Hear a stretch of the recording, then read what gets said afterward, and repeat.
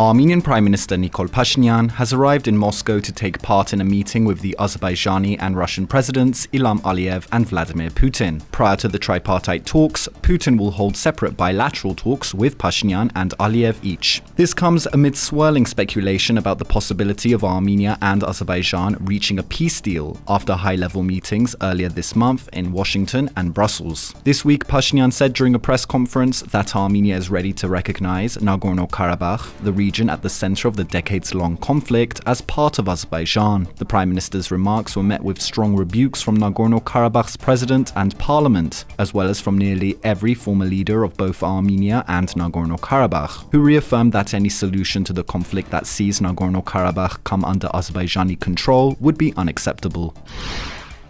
And the latest figures put out by the state-run Statistical Committee show that economic activity in Armenia has grown by about 12% since the start of the year. Between January and April, particularly high levels of growth were seen in the services sector at 22%, in trade turnover at 23%, and construction at around 17%. In the first 4 months of this year, Armenia's foreign trade turnover almost doubled. Economic analysts are pinning the economic boom over the last year as a consequence of re-export of goods to and from Russia, whose markets have been sanctioned since Russia's full-scale invasion of Ukraine. In 2022, the International Monetary Fund's World Economic Outlook report put Armenia's economic growth rate at over 12%, making it the fourth fastest growing economy in the world last year. This year, Armenia is hovering around 5.5%, placing the country in the top 20.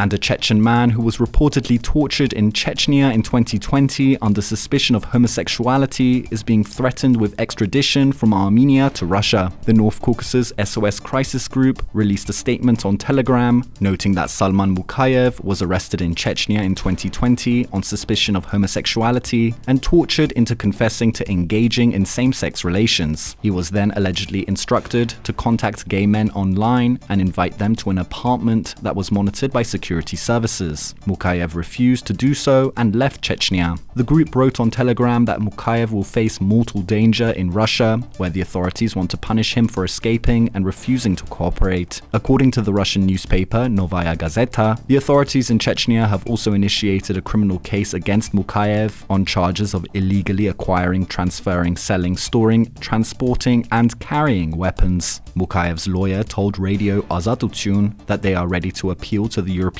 Court of Human Rights if Armenia decides to extradite him to Russia.